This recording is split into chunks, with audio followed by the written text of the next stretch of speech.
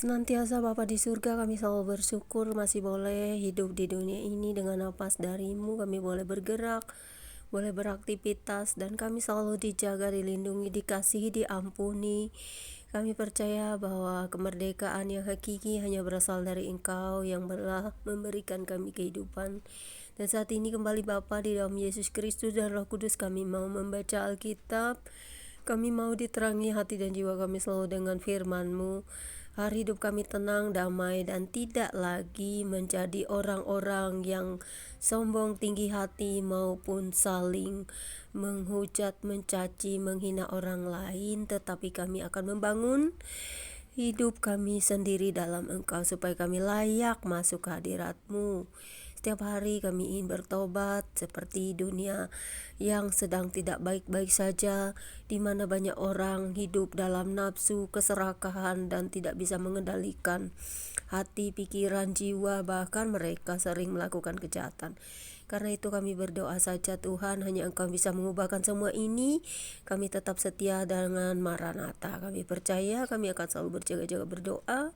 Sekalipun kami bukan orang sempurna, kami akan bertobat setiap hari, mengakui semua dosa-dosa kami di hadapan-Mu secara pribadi. Tidak perlu orang lain mengekspos ataupun mengetahui setiap apa yang kami buat setiap hari, ataupun memamerkan apapun dalam hidup ini lagi, kecuali hanya Engkau yang melihat semuanya Bapa. Kami percaya bahwa Engkau selalu ada melihat apa yang kami buat setiap detik. Karena itu kasihi, ampuni, dan merdekakan kami dalam pertobatan setiap hari. Amin. Ya Roh Kudus, terangi hati dan jiwaku untuk mengerti memahami firman-Mu hari ini. Pembacaan kita pada siang menjelang sore hari ini terambil dari Nehemia 2 ayat 1 hingga dengan ayat 10, dengan perikop Nehemia diutus ke Yerusalem yang berbunyi demikian.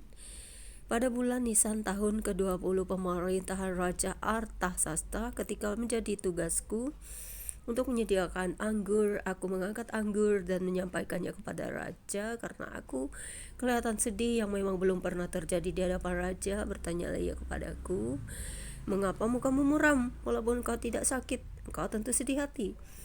Lalu aku menjadi sangat takut. Jawabku kepada raja, "Hidupku raja untuk selamanya, hiduplah raja untuk selamanya.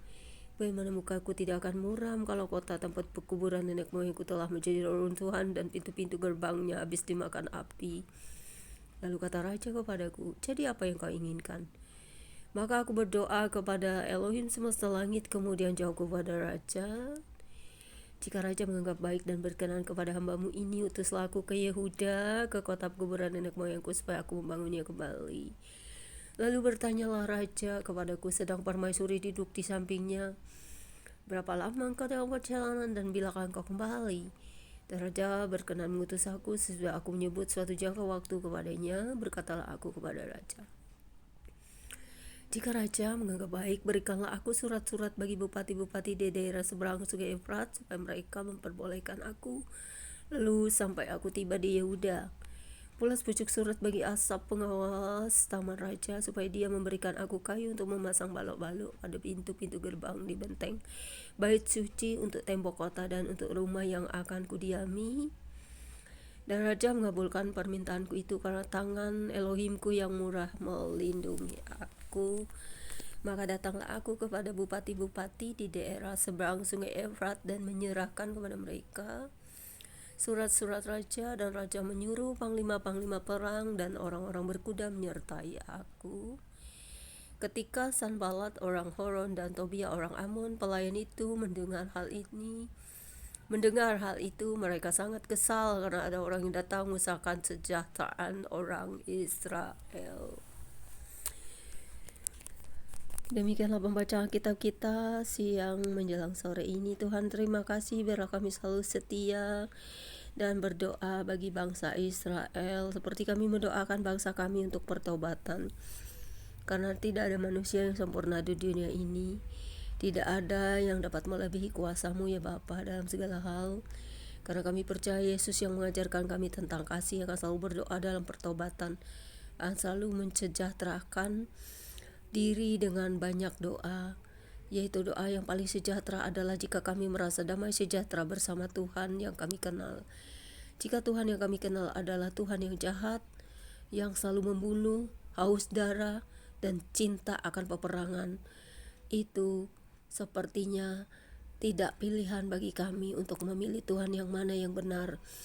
Karena Tuhan yang kami baca di dalam Alkitab maupun kitab suci kami adalah Tuhan yang Maha Kasih, yang tidak menginginkan kejahatan itu, tetapi Tuhan menginginkan kasih dan tetap hidup dalam kebenaran dan perintah-perintahnya. Karena itu Tuhan, kami mau selalu di dalam terang-Mu sekalipun kami seorang berdosa yang mau bertobat. Terimalah setiap hari pertobatan kami, setiap detik yang sering kami lakukan, baik melalui pikiran, perkataan, perbuatan kami. Dan kami berdoa bagi seluruh bangsa di dunia, bagi pemimpin-pemimpin dunia, bagi semua orang, janda duda, yatim piatu, orang-orang miskin, orang terlantar, bahkan korban-korban peperangan. Dan kami berdoa bagi orang-orang jahat untuk bertobat, siapapun mereka di dunia ini, agar jangan menjadi ego yang tinggi, saling nafsu, memarah, dan ingin berkuasa melebihi Engkau Tuhan. Dan satu-satunya perintah yang abadi adalah kasih, di mana kasih tidak ada yang menentang hukum daripada semua itu.